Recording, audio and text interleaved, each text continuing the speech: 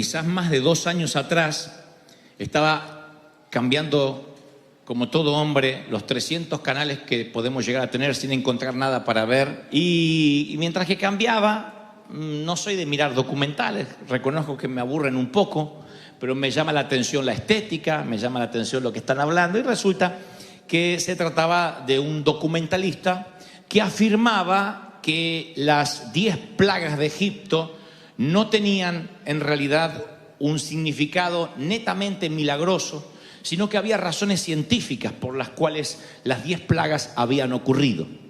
Lo que intentaba el documental, creo, si no me equivoco, era, en número 1, demistificar lo que había ocurrido en Egipto, y número 2, negar que Dios estaba detrás de los incidentes.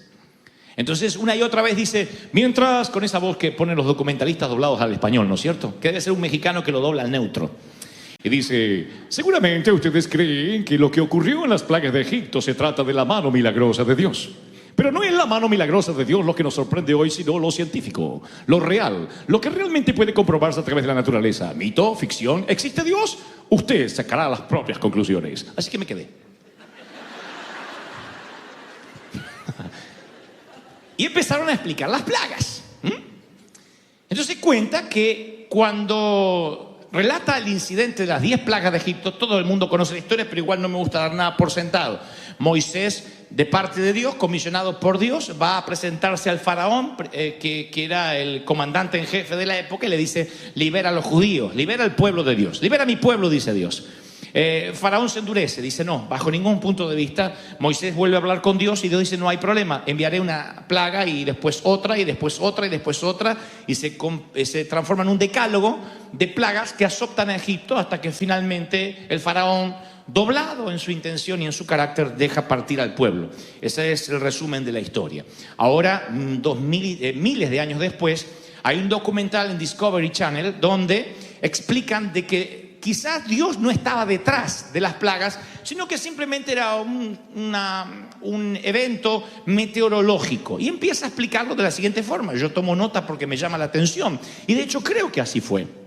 Para ese entonces, cuando comienza la serie de plagas, hay que tener en cuenta la explosión de un volcán, el Santorini, que está comprobado, científicamente comprobado, que en los tiempos de Egipto, donde vivía Moisés, a 800 kilómetros de allí, ese volcán comienza a tener una erupción, explota, y entonces se produce un terremoto que rompe las bolsas de aire subterráneas. Esto ocurre, no ha ocurrido aquella vez solamente, sino que siguió ocurriendo en el mundo. Y cuando ese gas subterráneo, causado por un volcán, que tiene un alto contenido en hierro, se rompe, el agua sale al exterior con un color rojizo. Al mezclarse con el agua, esas bolsas de aire llenas de hierro transforman el Nilo en lo que se ve un río de sangre. Cuando yo leía las escrituras, sin tener esta explicación científica, pensé que literalmente se había transformado en una sangre RH negativo, o que tal vez era espeso, que como si literalmente muchas personas hubiesen muerto allí. Pero la Biblia dice que el río se transformó en sangre, y cada vez que la palabra habla, como yo siempre digo, como en Apocalipsis, siempre suele utilizar metáforas. Así que sigo mirando el documental del Discovery y dice que el río Nilo se transforma en sangre porque se vuelve rojizo. Eso hace que la gente, los seres vivos que están allí mueran inmediatamente porque pierde el oxígeno, el agua. Claro, los peces se mueren, pero las ranas pueden estar dentro y fuera del agua. Así que cientos de miles de ranas, y esta es la segunda plaga, salen al exterior porque tienen que huir de las aguas contaminadas. Además, ellas encuentran abundante comida en el exterior, y entonces ya tenemos el río convertido en sangre y las ranas afuera. Cuando hay agua contaminada y por consecuencia estancada, y un montón de peces muertos, pescados que no son pescados, son peces muertos, no fueron pescados por nadie, pero empiezan a flotar. Eso hace que sea un caldo de cultivo para que los mosquitos aniden y se multipliquen con rapidez. De allí la tercera plaga. Cuando hay un montón de mosquitos y sin agua limpia y aguas contaminadas, el ganado empieza a morir. Aquí es la siguiente plaga. Cuando el ganado está muerto y esos cuerpos pútridos empiezan obviamente a descomponerse, más las aguas contaminadas, se desarrolla peste. no hay antibióticos en Egipto y de allí las úlceras, los granos en la gente. Las cenizas arrastradas por el aire junto con gases tóxicos y el agua de la atmósfera caen juntos formando pequeños meteoritos humeantes. A la vez que esto trajo ese gas tóxico, llega a cierto punto de la atmósfera y se entremezcla con la humedad y caen como si fueran hielo y fuego a la vez. Esa es la otra plaga. Tiene que ver con la explicación científica. El hombre se queda diciendo, ¿realidad o ficción? Pero espere que le cuente más. Y yo sigo anotando. El cambio de clima, las heladas de Egipto atraen a las langostas, que solo vienen cuando hay un cambio de clima y arrasan con los sembradíos. Las cenizas volcánicas crearon nubes que tapan la luz del sol, y esa es la plaga de las tinieblas. Lo único que quedaría por explicar es la 10ª plaga, que es la muerte de los primogénitos. Solo los hijos mayores de los egipcios murieron, y dicen, ¿sería esto la única forma de pensar en un abracadabra milagroso? Porque es lo único que los científicos no le encontraban explicación, pero luego descubren que todos los hijos primogénitos dormían en las plantas bajas de las casas. Era el privilegio que se le daba a los hijos primogénitos. Todo el resto tenía que dormir en las plantas altas. Esto no ocurría entre Israel, solamente los egipcios. Y como dormían en la planta baja, a causa de lo que había ocasionado el volcán, se levantó por las cenizas el dióxido de carbono que acabó con ellos, porque estaban más cerca del suelo. Así que en una noche el dióxido de carbono llega, como quien se olvida la estufa encendida o el gas abierto, y termina con todos los que dormían en la planta baja, que era la muerte de los primogénitos. Ahora, cuando termina el documental, dice una vez más el documentalista que saquemos las propias conclusiones, si Dios estaba en esto o no. Y yo terminé de ver el documental y alabé a Dios más que nunca, porque por fin le encuentro una explicación a lo que Dios hizo. Porque digo, claro, entiendo más esto, que Dios use su propia física, su propia química, su propia naturaleza para hacer las cosas. Él sabe cómo combinar los elementos para cumplir sus designios. Él sabe cómo hacer para que ocurran las cosas. Me gustó más entender esto con la mente que decir, y bueno, se transformó en sangre porque sí, porque Dios es poderoso, amén. Y ahí es cuando hay gente que dice, pero explícamelo, ¿cómo un río se va a transformar en sangre? ¿Cómo van a venir mosquitos de golpe? ¿Por qué se murieron los primogénitos? Hay de los que al conocer más cómo Dios hace sus trucos, creen que Dios no es Dios. Pero hay de los que al descubrir cómo Dios se mueve, creemos más en Dios que nunca. Ese es mi Dios, ese es nuestro Dios, ese es nuestro Señor. ¿Están conmigo, sí o no? ¿Por qué nosotros cuando oramos por prosperidad nos parece que es milagroso que de pronto abramos el baño así y del techo del baño comiencen a caer dólares? O te sientas en el baño y aparecen dólares. Diríamos, eso es el poder de Dios, así queremos. Ahora de pronto alguien nos golpea la puerta y nos dice, mire, yo no sé por qué, pero Dios me hizo sentir que tengo que compartir esto contigo. O aparece en el banco de manera milagrosa, sin explicar, miles de dólares, eso es de Dios. Pero de pronto nos perdonan una deuda y decimos, bueno, no es tan de Dios. Siempre estamos buscando que algo sea absolutamente milagroso e inexplicable para decir, entonces de Dios. Como si Dios no pudiera utilizar lo que Él mismo creó para bendecirnos. Como si Él no pudiera utilizar lo que le pertenece para que seamos de bendición. ¿Me explico a dónde voy? Allí es cuando nos volvemos demasiado místicos y decimos, no, es que a mí me gusta lo espiritual. No, somos ateos y creemos y pretendemos que si no caen billetes del cielo, entonces no es de Dios. De allí que muchos no trabajan y no se esfuerzan porque están esperando el billete del cielo. De allí que muchos no se casan porque están esperando que Dios le entregue la rubia, maniatada y entregada. Úsame, llévame contigo. Y no va a pasar. Es que yo quiero que mi mujer me la entregue Dios. Dios nunca dijo que entregaría mujeres y que caerían de las nubes. Tenemos que hacer un trabajo, tienes que seducir, tienes que ser caballero, pagar el café, condenado, hacer algo. Entonces me doy cuenta, como dice el título de este sermón, que cuanto más yo conozco a Dios, más descubro cómo trabaja, más lo amo y más creo en Él. Porque empiezo a amarlo con mi mente. Mientras más conozco, más aprecio. Cuando más ves, cuando más se te descubre Dios, más empiezas a amarlo. Yo creo que los astrónomos observan el cielo y aprecian las constelaciones y no se dejan de sorprender Cuando el experto en genética hace un mapa del genoma humano, aprecia cada célula del ADN, dice, esto no lo pudo haber hecho una computadora. Cómo funciona el cerebro, cómo funciona el nervio óptico, cómo se conecta tu corteza cerebral con los ojos, de modo que lo que estás viendo se transmite al cerebro y nos da la pauta de lo que estamos mirando. Eso simplemente tiene que terminar en una persona que empieza a investigar y le termina dando la gloria a Dios. No hay otra forma. Cuando el Discovery explica cómo bien pudieron haber ocurrido las plagas, pudo haber sido o no, a mí me fascinó. Dije, sí, Dios creó el mundo y hizo, tocó el volcán.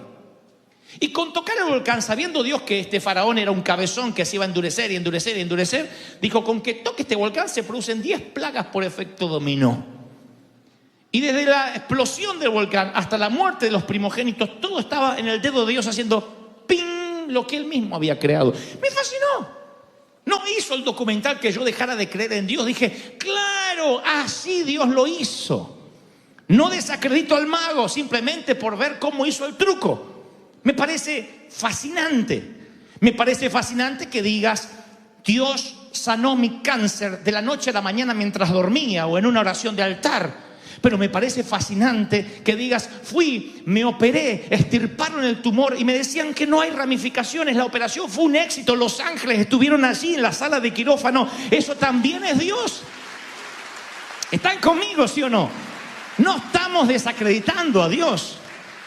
El oceanógrafo explora la gran barrera de coral y aprecia cada color, cada especie. El físico trata de atrapar los quarks y aprecia cada molécula. Hablamos de vino recién. Los enólogos prueban el vino y dicen, sabor a madera, elaborado en 1844. ¡Oh!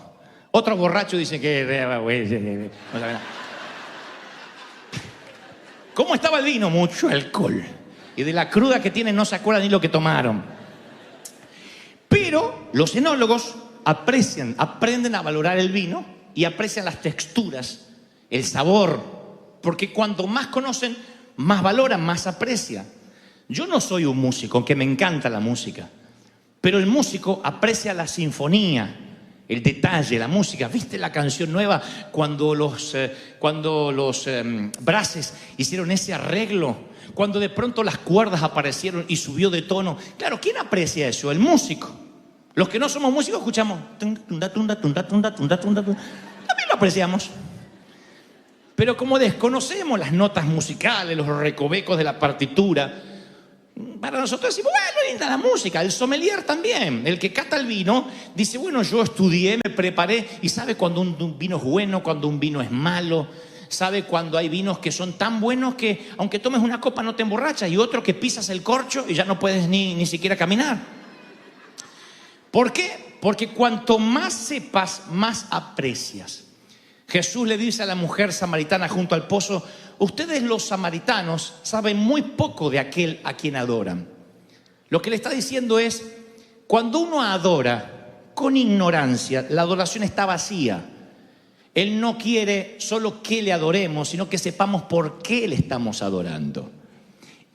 Amarás a Dios con todo el corazón, lo entendemos, con el alma también, con la fuerza también, porque no somos flojos para servir. La mente tenemos nuestros prejuicios y te lo voy a explicar por qué y a dónde es que quiero llegar conforme lo que Dios me dijo que te diga esta mañana. Cuando nosotros anulamos la mente, cuando nosotros dejamos de aprender, de investigar, cuando nosotros vemos un documental como el Discovery y decimos, te reprendo Satanás, mi Dios no es así, aleluya, aleluya, no cerramos. Y Dios dice, quiero que me conozcas, quiero que sepas cómo es que yo hago las cosas, cómo es que yo actúo. La gran mayoría de los milagros que yo he experimentado en mi vida personal, Dios utilizó factores humanos. Yo nunca necesité un montón de dinero para una cruzada y lo encontré debajo del colchón. Nunca de pronto encontré un paquete tirado o vino un ángel con alas y me dijo, toma, y se fue y me dejó la maleta. No. Eran personas normales que decían, yo no sé por qué, pero siento de ayudarte. Otros me prestaron y Dios me dio la providencia de devolver, aún con intereses. También Dios estaba allí. ¿Por qué siempre pensamos que si hay una abracadabra detrás, entonces Dios está? Y si Dios usa lo normal, lo común, lo que él creó, porque el diablo no creó nada. El diablo no creó nada, es Dios. Si aún el diablo es creación de Dios y sirve para los propósitos divinos, aún el diablo.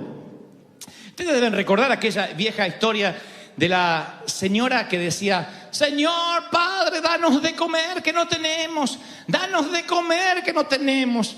Y el vecino ateo de al lado dice: le voy a jugar una broma. Y entonces le golpea, toca el timbre y le deja un pollo rostizado ahí, con papas al horno. ¡Qué rico! Se lo pone ahí y le pone un cartelito: esto no viene de parte de Dios, que no la está escuchando, viene del diablo. Cuando ella abre y dice: ¡ay! Cuando uno ora hasta el diablo obedece. Gracias, Señor. Eso es bueno. Eso es el milagro de Dios. ¿Sí? Reconocer que Dios va a usar. Miren, Dios nos dio la capacidad de seguir aprendiendo hasta que muramos.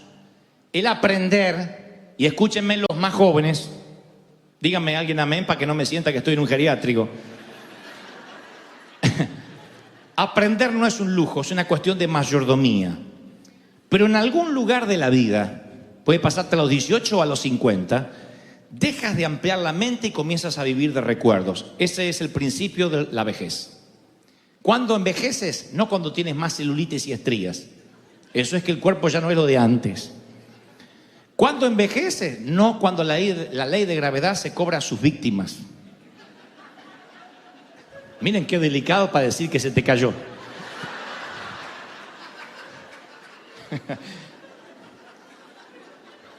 Dígame si no soy un señorito. ¿Saben cuándo envejeces? Cuando empiezas a vivir de recuerdos. Cuando todo lo bueno de la vida te pasó ayer y no mañana. Cuando dices: qué feliz que era, qué lindo cuando estudié, qué lindo cuando me casé, qué lindo cuando tuve un hijo. Cuando todo está atrás, cuando vives mirando un álbum de fotografías con nostalgia, entonces empiezas a envejecer. Cuando tú todavía tienes esperanza y miras para adelante, te mantienes joven, porque la mente se sigue ampliando. Y rara vez una mente que se amplíe regresa a su tamaño original. La mente es como un músculo que se va ampliando, ampliando, ampliando. Yo creo en el open mind y no lo relaciono con el libertinaje, lo relaciono con alguien que está abierto a la creatividad de Dios, a lo que Dios todavía puede hacer, porque Dios no dejó de crear en el sexto día. Dios sigue creando. Pero cuando uno cierra la mente, ese día deja de vivir y comienza a morir, porque deja de aprender. Hay algo que se llama el síndrome del desuso. Si dejas de usar cualquier parte de tu cuerpo, incluso la mente, se atrofia. Y yo no he visto mentes tan atrofiadas como dentro de la iglesia cristiana. He recorrido el mundo y las mentes más atrofiadas están dentro de la iglesia. No estoy hablando de ignorancia por falta de capacidad académica. Universitarios conocí con mente atrofiada.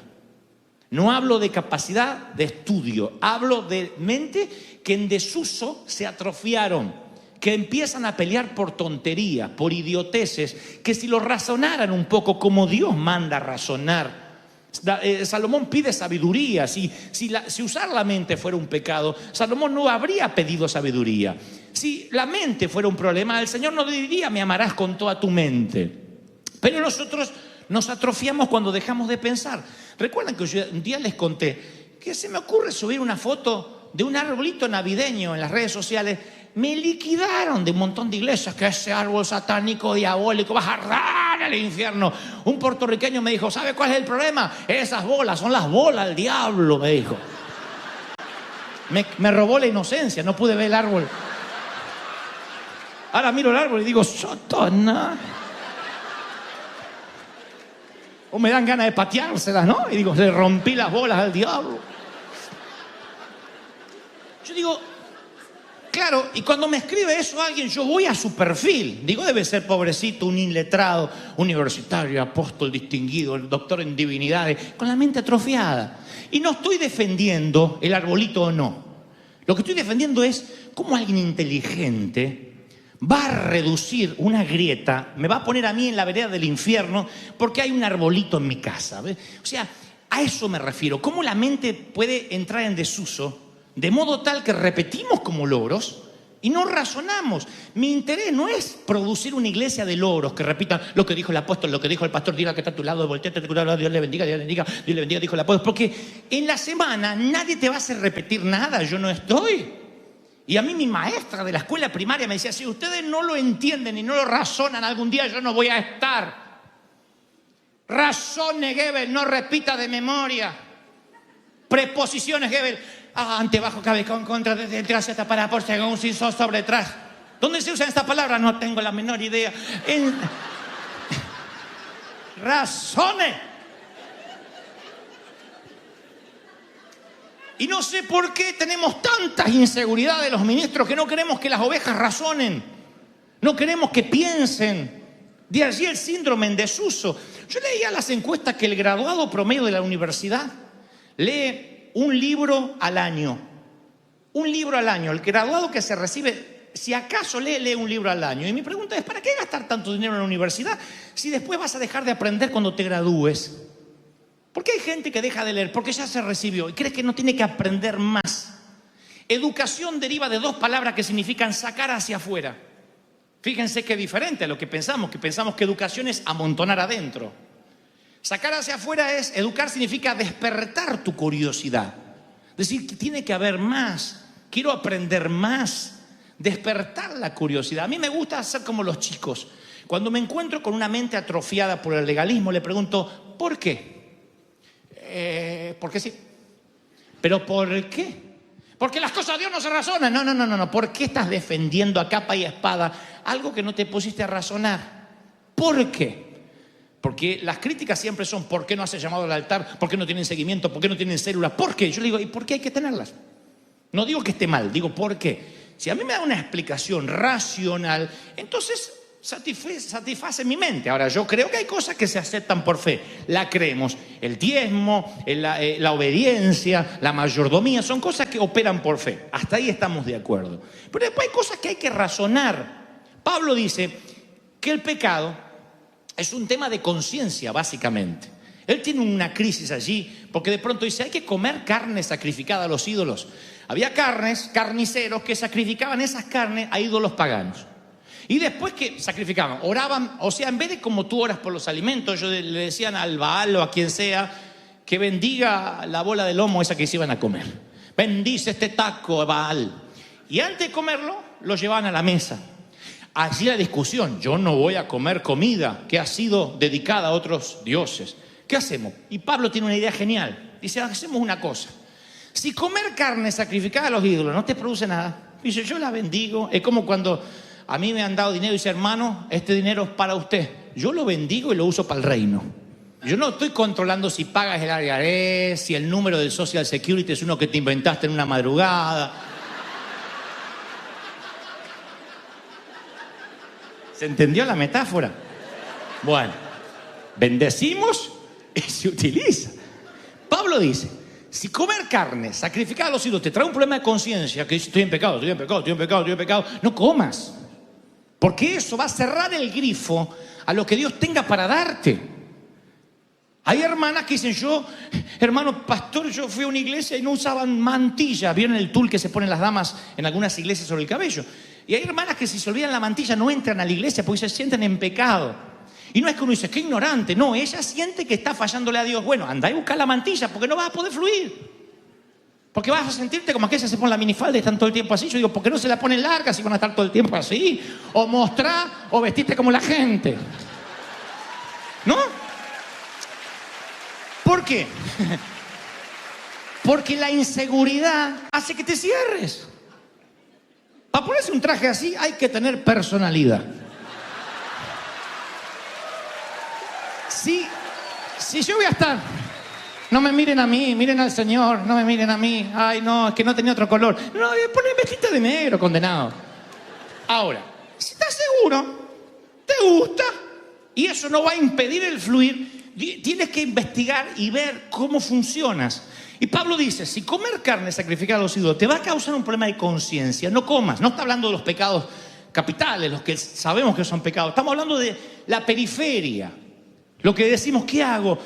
¿Se puede escuchar un bolero cristiano? ¿O me tengo que arrepentir y no tomar la cena porque escuché a Manzanero? Yo tengo esta respuesta. Si escuchar una canción secular va a hacer que el domingo después te sientas con culpa, que me siento mal, me siento sucio, no escuche, no salgas de Marcos Witt, Marco Barriento y los Marcos que vayan apareciendo, no salgas de ahí. Si dice, no, yo puedo escuchar un bolero, porque la música fue creada por Dios, las sinfonías fueron creadas por Dios. Claro, no vas a escuchar una música que apele al sexo promiscuo, que apele a lo satánico, que también lo hay. Es como elegir la película que vas a mirar en Netflix.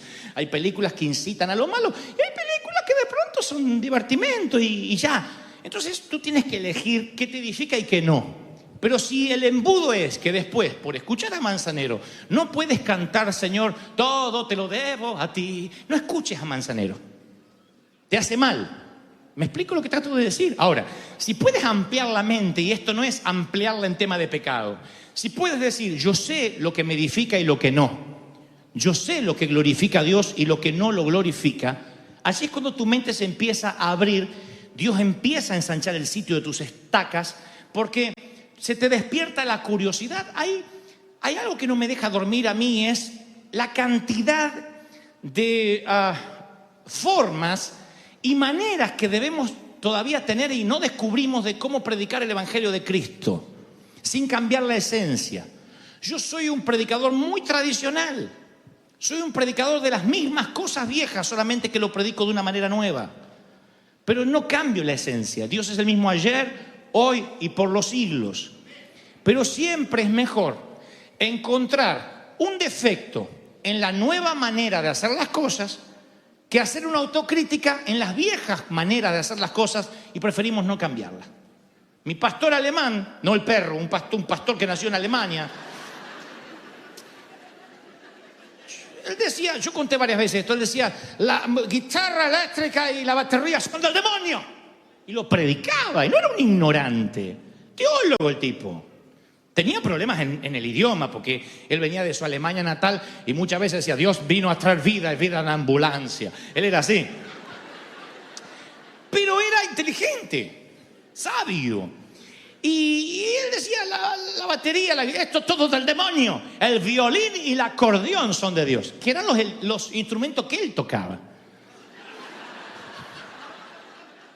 Partió con el Señor y yo, como Dios tiene tan buen humor, yo estoy seguro que lo recibió una banda de rock allá arriba. Partió, ¿no?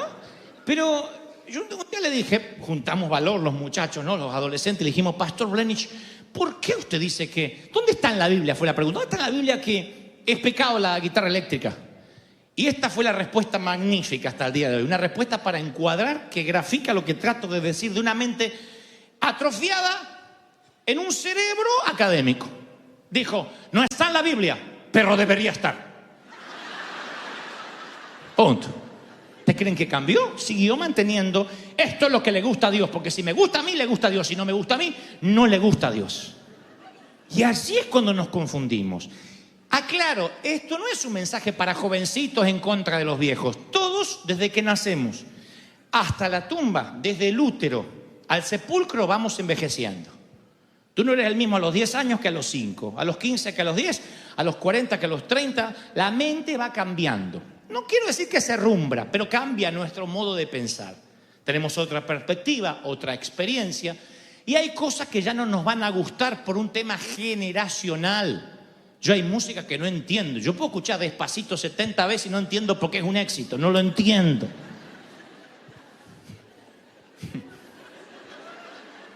Ya estoy fuera del universo de los que entienden que es un éxito porque tiene tal música y tal ritmo. Yo no lo entiendo.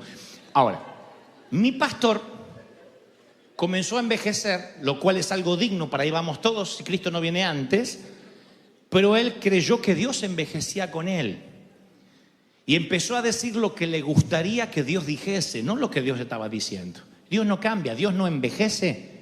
Dios es eternamente, aunque se lo conoce como el anciano de días, por su longevidad eterna, no es un viejito de barba blanca. Él es joven, es divertido, hay juventud en su corazón. Como aquel que nos dice en las Escrituras que el corazón alegre hermosea el rostro, que rejuvenecerás como las águilas, va a ser el consejo de un viejito. Yo soy Dios que termine la creación. Él es joven. nosotros envejecemos y nos volvemos seniles, torpes, doctrinarios, intransigentes y peleamos por las bolas del diablo en lugar de ir a lo fundamental. Entonces tú le dices, ¿y por qué eres así? Porque no está escrito acá. Ahora, este libro es una categoría en sí mismo. Esto lo hace absolutamente único. Primero es palabra viva. Es una suerte de caleidoscópico. O sea, ¿vieron como esos que ustedes miran así, que los tienen los chicos, que ven un montón de figuritas y se van armando así, y siempre ves diferente, un montón de vidrios? ¿No? Entonces, bueno, eso es la Biblia. Fue escrito por 40 escritores en más de 15 siglos, en 3 idiomas y en 3 continentes diferentes. Y entre los autores va de agricultores a pescadores, a reyes, poetas, profetas, prisioneros de guerra. Abarca todos los temas bajo el sol, la poesía, la profecía, la cosmología, la teología. Sin embargo, cuando toca temas profundos, nunca jamás se contradice, como si solo un autor lo hubiese escrito. Tú puedes leerlo de principio a fin y todo tiene un sentido, porque hay un autor que es el Espíritu de Dios. Ahora, hay una forma muy sutil, que yo lo hablé hace unos domingos atrás, que es la bibliolatría. Idolatrar al libro por sí mismo. Tratar este libro como un fin, en lugar de un medio. Cuando vas al seminario bíblico, quieres leer la Biblia, si tu finalidad es aprender la Biblia, te vas a hacer un hombre aburrido o una mujer aburrida. Te vas a transformar en alguien que sabe un montón de Biblia con la mente atrofiada. Vas a ser un necio teólogo, lo que eran los fariseos. Si tú te aprendes la Biblia con el fin de quiero aprender todo acerca de la Biblia, no hay libro más aburrido que la Biblia sin el Espíritu Santo. Entonces, cuando tú dices, yo quiero utilizar la Biblia para aprender, entonces lo que vas a lograr simplemente es información, nunca transformación. La Biblia es para transformarte. ¿Cuál es el propósito entonces de aprender la Biblia? Lograr intimidad con el autor. Que cuanto más conozcas, más te enamores. Eso es la Biblia. Más conoces, más te enamoras de él. Eso pasa con una pareja. Si cuando más conoces, más te desenamoras, estás fregado. Porque lo que tuviste no fue amor, fue deslumbramiento. Y cuando la gente llega a la iglesia y hay un evangelista y que todo el mundo se va a caer y todo el mundo se va a recibir, reciba ahora, hay un montón de gente que se deslumbra. Ay, estoy loca por el Señor, estoy loco por el Señor, aleluya, aleluya, aleluya. A los 3 meses están caídos de la fe. Dice, ¿cómo fue? Si estabas tan lleno de Dios, se deslumbró. No abrió la mente para conocer más a su Dios. No tuvo tiempo de intimidad. Y el deslumbramiento en términos de pareja, ¿cómo termina? Si cuando descubres a esa persona día a día, no te enamoras más. Cuando dices, wow, hoy descubrí una nueva faceta de mi amado, de mi amada, que no sabía, lo amo más. Si eso no te pasa, huye por tu vida, novio. Corre, porque encima esa señorita tiene mamá. Corre.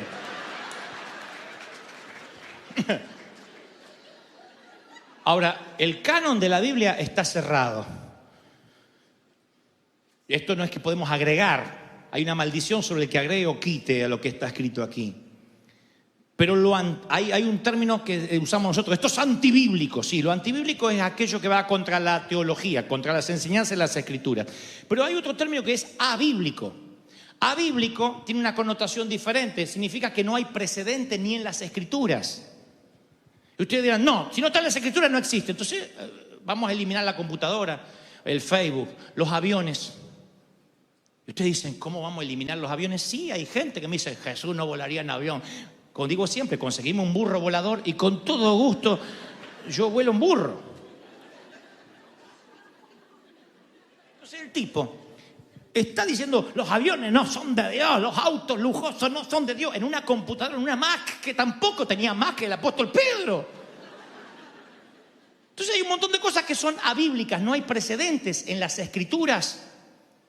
¿Y cómo hago para no meterme en lío en algo diabólico? Mientras que la metodología no contradiga la teología, ¿cuál es el problema? Hay fascinantes, novedosas maneras de predicar el evangelio a través del cine, redactando nuevas leyes, escribiendo nuevos libros.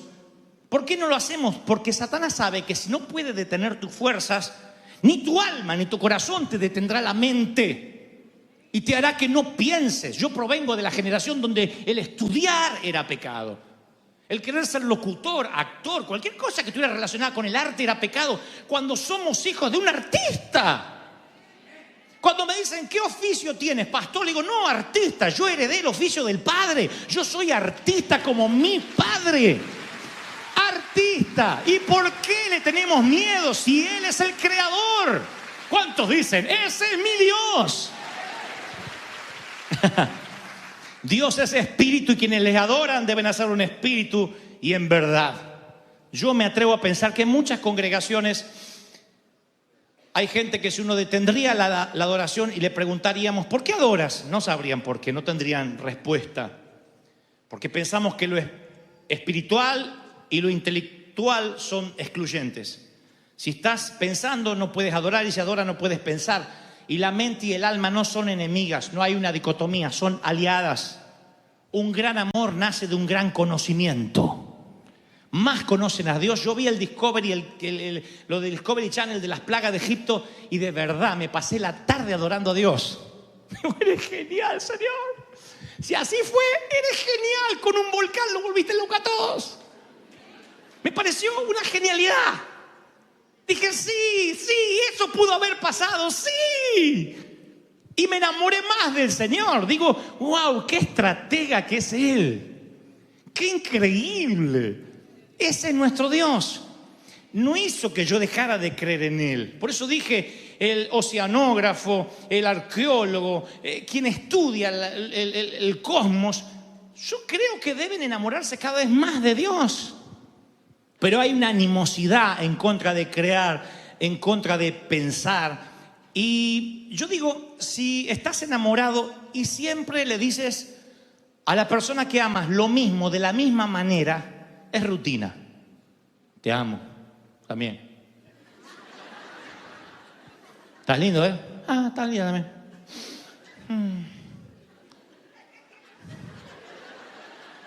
Si estás enamorado, buscas nuevas formas de decir lo que sientes. Esto es para los novios, los solteros, esto va por la misma ofrenda, ¿eh? Si estás enamorado, busca las maneras de decir, sabes, te conozco más y más me sorprendes y vi esto que no había notado ayer. Uy, no noté, qué bueno, qué inteligente que eres, y qué bueno, qué lindo. Y ella, él, pero tú eres tan caballero, ay, tan generoso. La propina que dejaste, el tip que dejaste ahí me sorprendió, 50 centavos de dólar así. Es que soy de River Church. Busca nuevas formas. La palabra dice que debemos adorar a Dios con canciones nuevas, cántico nuevo, con salmos nuevos. Porque Dios sabe cómo funciona nuestra mente. Entonces, cuando nosotros decimos, no, a mí no me gustan las canciones nuevas porque yo soy fiel a la senda antigua. La senda antigua no es defender lo que te gustaba cuando eras joven. Permanecer en la senda antigua es ser fiel incluso a los cambios de Dios. Es ser fiel a lo que Dios quiere hacer. No consiste en mantener el fuerte en pie, en hacer las cosas como siempre. No consiste en defender la doctrina. La fidelidad es la valentía para enfrentar el evangelio de un modo nuevo, creativo. Que Dios diga, mira, esta es la manera de hacerlo. Vamos, y Dios está en eso y no contradice la teología. Vamos, no sabes hasta dónde Dios te puede llevar. Dios puede darte compañías nuevas, inventos nuevos. Este es un país donde la gente se ha hecho rica de la noche a la mañana con un invento, con algo que se les ocurrió. Capaz que lo inventas en Colombia, en México, en El Salvador, en Argentina y te roban el invento. Acá haces el copyright, lo registras y Dios te puede dar. Y contamos con una ventaja. El Dios creativo es tu Padre. Tu Padre. ¿Por qué hacen las cosas como vimos que se hicieron siempre? Cuando Dios te puede dar cosas nuevas, creativas, donde de pronto, ¡wow!, no lo había visto. Esa es la sabiduría que Dios te da. Dios le da la estrategia a Gedeón. Dios le da el modelo a Salomón y le dice, no te muevas del modelo que te muestro. Dios te da el modelo, Dios es el gran arquitecto, te puede dar el modelo para tu compañía, el modelo para tu matrimonio, el modelo para tu empresa, el modelo para tu ministerio.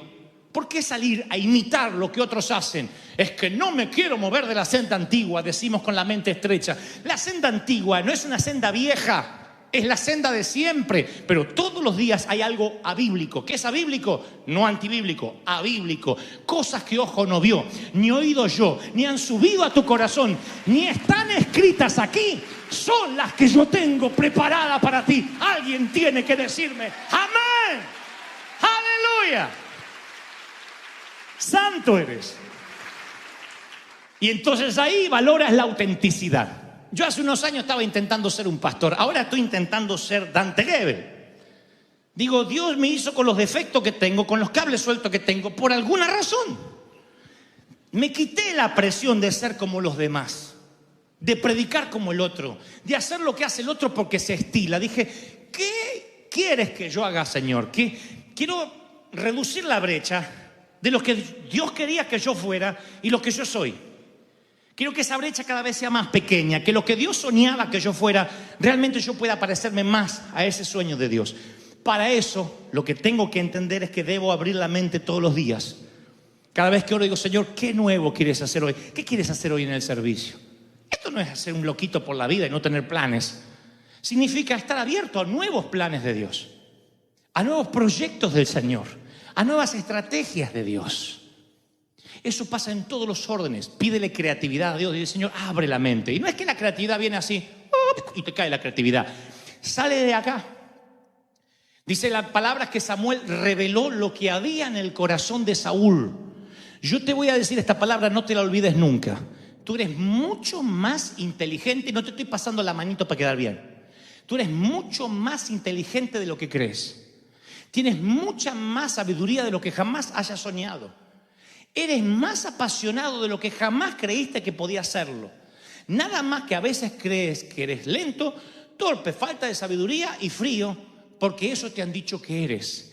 Pero tan pronto descubras lo que Dios puso aquí desde la matriz, desde el vientre de tu madre, te vas a sorprender de todo el potencial que tenías.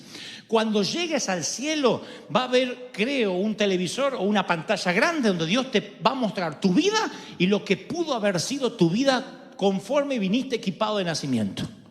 Lo que pudo haber sido tu vida si le creías a Dios. ¿A dónde pudiste haber llegado? Y allí el Señor dice que enjugará todas lágrimas. ¿Habrá lágrimas en el cielo? Sí. Frente al tribunal de Cristo, cuando nos muestre todo lo que pudimos haber hecho. Como pastor, llevo casi 10 años apenas de pastor. Antes era evangelista. Yo he estado en varios lechos de muerte. De personas octogenarias, de 90 años, 70 años, nunca escuché en un lecho de muerte a alguien arrepentirse por lo que hizo. Le decía, ¿quiere arrepentirse de algo? No, yo ya arreglé mis cuentas con Dios. Lo que me arrepiento es lo que no hice, lo que no viajé, lo que no amé, lo que no arriesgué. ¿Por qué no hablé? ¿Por qué me callé? ¿Por qué perdí 30 años de mi vida callado? ¿Por qué no hablé? ¿Por qué no hice? ¿Por qué no hice? ¿Por qué no transformé? ¿Por qué no provoqué? La gran mayoría de los ancianos se preocupan por lo que no hicieron y ahora ya no les da ni el físico, ni la cabeza, ni le irriga la sangre como antes. Alégrate de tu Creador en los días de tu juventud, porque vienen los años en que no tengas contentamiento, ni el Viagra te va a dar el contentamiento que tienes ahora. ¿Se entendió la metáfora y la parábola? Amén, gloria al Señor. Entonces este es el tiempo donde tú te tienes que alegrar y decir, Señor, yo necesito entender que Dios me dio el hoy. Alguien tiene que decirme amén. Dios te dio el hoy. Y tienes que decir, Señor, dentro de lo que es tu santidad, dentro de lo que es la teología, dime cuál es mi máximo potencial. Ensancha mi mente y no te vas a sorprender. Dios te va a dar estrategias, métodos en tu ciudad, en tu país, en tu nación. No es hacerse el loquito, el rebelde porque sí, me voy a hacer el Che Guevara. No. Tampoco la rebeldía como postura sirve. Porque si es una postura es hipocresía, aunque parezca innovación. No estoy hablando de hasta el rebelde, voy a venir sin corbata, voy a venir en short porque yo soy nuevo. No. Estoy hablando de ideas creativas. Cosas que nadie pensó y que Dios las tiene allí para dártelas. Si te pones a orar, cuando vas a hacer tus facturas, tus propuestas, cuando vas a escribir un guión, cuando redactas tu hoja de vida, dile: Señor, dime qué es lo que yo puedo aportar a esta tierra, de modo que cuando me vaya sepan que yo estuve aquí. Y Dios dice: te daré favor y fama para con los hombres y con los de afuera. Se lo dijo al profeta: he aquí, yo te daré favor para conmigo y para con los hombres. Ensancha la mente. Dios es el principal marketinero. Él maneja el branding y la marca como nadie, jamás.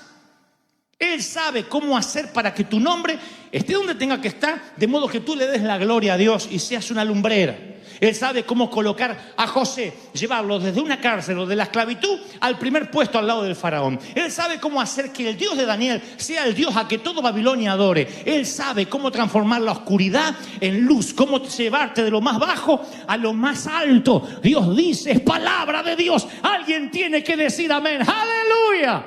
¿Cuántos reciben esta palabra? Dígame amén. ¿Cuántos vamos a abrir la mente? ¿Se atreven a decir: yo quiero abrir mi mente? Porque yo se lo digo al Señor, no estoy diciendo: ustedes que son ignorantes. No, los que nos creemos inteligentes, abramos la mente. Porque la letra sin Espíritu Santo es ley. Y la ley atrofia. Hay que ser atrofiado, para estar dentro de una sinagoga predicando de un Mesías que algún día va a venir, y afuera entre la chusma, entrando en un burro, el Mesías, y no verlo. Imagino a algunos sugieres que salen de ahí: paren la chusma. ¿Y quién es ese en el burro? Sáquenlo de acá, que estamos esperando el Mesías. Hay que ser ignorante. El Mesías pasando por la puerta y ellos teniendo servicios puertas para adentro. ¿Creen que esto es la gráfica de la ignorancia? Espera que les muestre tantas iglesias que ahora están cantando y Cristo en la vereda. Mirando la hora y diciendo: uy, se pasó la hora, ya está, me tengo que ir. Tengo reservas en Macaroni. Hay que ser ignorante, ¿no? Para correr con la reserva de Macaroni y perderte lo que Dios te está hablando. Hay que ser necio y tener la mente atrofiada. Eso sí, no pongo bolas del diablo en mi arbolito. ¿Y de verdad se piensa que eso le va a preguntar el Señor en el cielo? ¿Tú ponías bolas del diablo? No, pasa. ¿De verdad? No, porque a lo mejor creen que de verdad les van a preguntar eso. Que tenían que cumplir una ley, un estatuto. El otro día, ya hace varios meses, estoy saliendo de un baño en un sitio público y alguien me dice: yo lo escucho a usted, pero a escondida, porque mi pastor no quiere que yo lo vea ni lo escuche. Está bien. Me sentí una película prohibida para mayores, me veía... Soy predicador para adultos. Le digo: está bien, no hay problema, no hay problema. Y después me dice: ¿y sabe por qué no lo quiere? Porque dice que usted no parece un pastor. Le digo: ¿y qué parezco? No sé, cualquier cosa. Parece un actor, una estrella de cine, pero no parece un pastor. ¿Y cómo es un pastor? Le digo al muchacho: ¿y cómo es un pastor? Como el mío. ¿Y cómo es el tuyo? ¿Qué sé yo? No se viste así, no sé, no anda así todo peinadito, me dice. Entonces hay que despeinarse. No, pero no sé, tonteras, me dijo, y no supo qué decirme.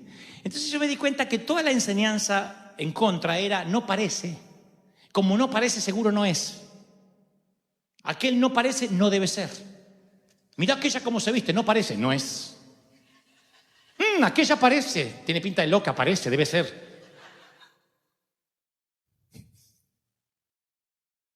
Estereotipamos, estigmatizamos y así somos. Y Dios dice: yo voy a usar lo que no parece para que sea, lo que no es para avergonzar a los eruditos, los sabios. Voy a usar a lo que no parece. Voy a usar a los...